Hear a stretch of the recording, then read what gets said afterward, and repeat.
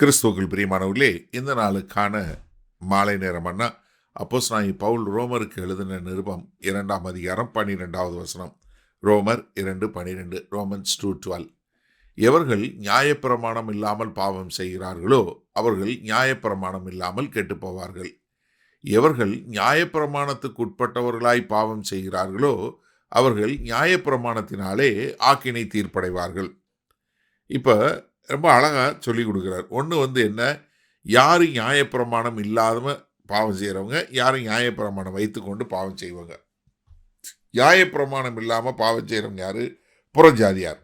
ஆனால் அவங்களுக்கு என்ன நியாயப்பிரமாணம் இப்போ யாத்ராகமம் 20வது அதிகாரத்தில் எப்படி ஒரு வாழ்க்கை வாழ வேண்டும், மாரல்லா என்று சொல்லக்கூடிய காரியம் கொடுக்கப்பட்டிருக்கு.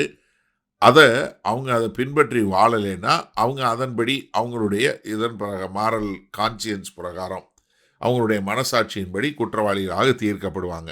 என ரோமர் 1வது அதிகாரம் 20-21 பார்த்தோம். எப்படி என்றால், காணப்படாதவைகளாக அவருடைய நித்திய வல்லமை தேவத்துவம் என்பவைகள் உண்டாக்கப்பட்டிருக்கவைகளினாலே உலகம் உண்டானது முதற்கொண்டு தெளிவாய் காணப்படும். ஆதலால் போக்கு சொல்ல விடவில்லை. அவர்கள் தேவனை அறிந்தோ அவரை தேவன் என்று மகிமைப்படுத்தாமலும் ஸ்தோத்தரியாமலும் இருந்து தங்கள் உணர்வில்லாத இருந்ததுனால இருளடைந்தது. சரியா?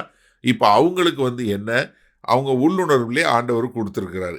யாரு என்னங்கிறது தெரியும்.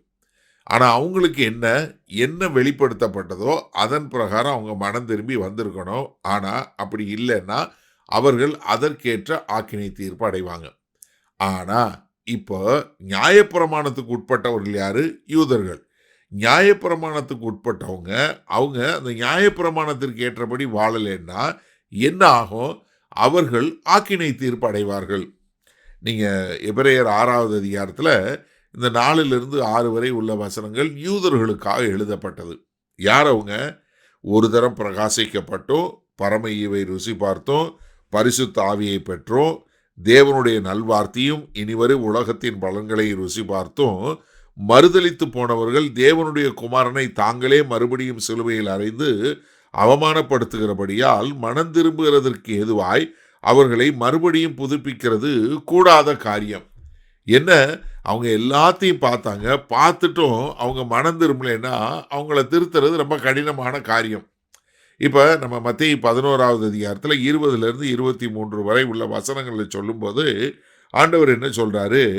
என்ன, அவர் மிக அதிசயமான காரியங்களை செய்தார்.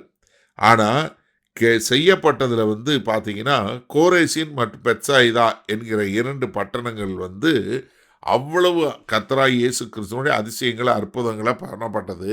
ஆனால் அவங்க மனம் திரும்பலை. அப்போ ஆண்டவர் எங்க ஒப்பீடு சொல்றாரு, இதேதை தீருலையும் சீதோன்லையும், அதாவது எதிரிகளுடைய பகுதியில் செய்திருந்தா அவங்கெல்லாம் என்ன பண்ணியிருப்பாங்க? ரெட்டு உடுத்தி சாம்பலை பொறுத்து மனம் திருந்தி அவங்க வந்திருப்பாங்க. ஆனால் நீங்கள் செய்யலை. அப்போ என்ன, நியாயப்பிரமாணத்தை வைத்திருக்க எந்த அளவுக்கு அவனுக்கு வெளிப்பாடு இருக்கோ அதற்கேற்றார் போல அவனுக்கு ஆக்கினை தீர்ப்பு உண்டாகும். சரி, இந்த நாளில் இந்த வசனத்தை நம்ம எப்படி எடுத்துக்கொள்வது? அதாவது உங்களுக்கு நியாயப்பிரமாணம் தெரியலைன்னு வச்சுக்கோங்க, அதற்கேற்ற ஒரு நியாய தீர்ப்பு உண்டு. எப்படி? இப்போ எல்லாருக்கும் நம்ம எல்லாருக்கும் யாராவது ஒருத்தரை கொலை செய்யலாமான்னு கேட்டால் அது கிறிஸ்தவனோ கிறிஸ்தவனோ அல்லாதவனோ யார்கிட்டயாவது போய் நீங்கள் கேட்டீங்கன்னா அவங்க என்ன சொல்லுவாங்க? கொலை செய்யலாமான்னா என்ன செய்வாங்க? செய்யக்கூடாது. திருடலாமா? திருடக்கூடாது. அப்போ எப்படி இந்த ஒரு நியதி, எப்படி இந்த ஒரு திட்டம் அவங்களுடைய இருதயத்துக்குள்ளே வந்தது? இந்த பிரமாணம் எப்படி வந்தது அவங்களுக்குள்ள? இந்த ஒரு சட்டம் எப்படி அவங்களுக்குள்ள வந்தது? ஏன்னா கர்த்தரே எல்லா மனுஷனுக்கும், அவரை விசுவாசிக்கிறோம், அவருடைய வார்த்தையை தெரிந்தவங்க தெரியாதவங்க எல்லாருக்குமே அதை வைத்திருக்கிறாரு. அப்போ அவர்கள் அதனுடைய அடிப்படையில் அவங்க வாழணும். அதற்கேற்றாற் போல அவங்க தீர்ப்படைவாங்க.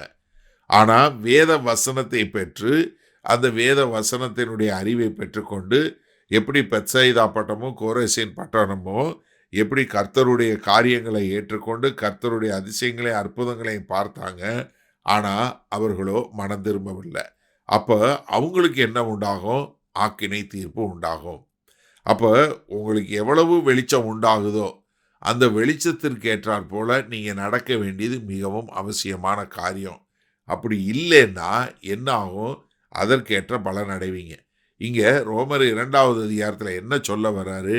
எல்லாருமே என்ன தங்களை ரட்சித்துக் கொள்ள முடியாது.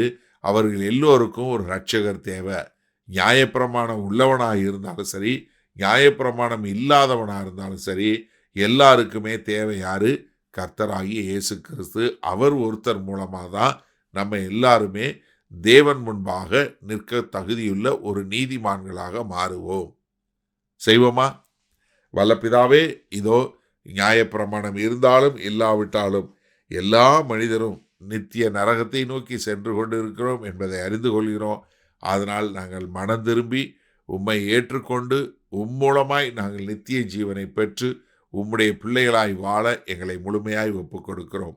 மீட்பரும் இரட்சகருமாகிய இயேசு கிறிஸ்துவின் மூலம் பிதாவே, ஆமேன். கர்த்தர் உங்களை ஆசீர்வதிப்பாராக. நாம் நாளை காலை தினசரி தியானத்தில் சந்திப்போம். Good night.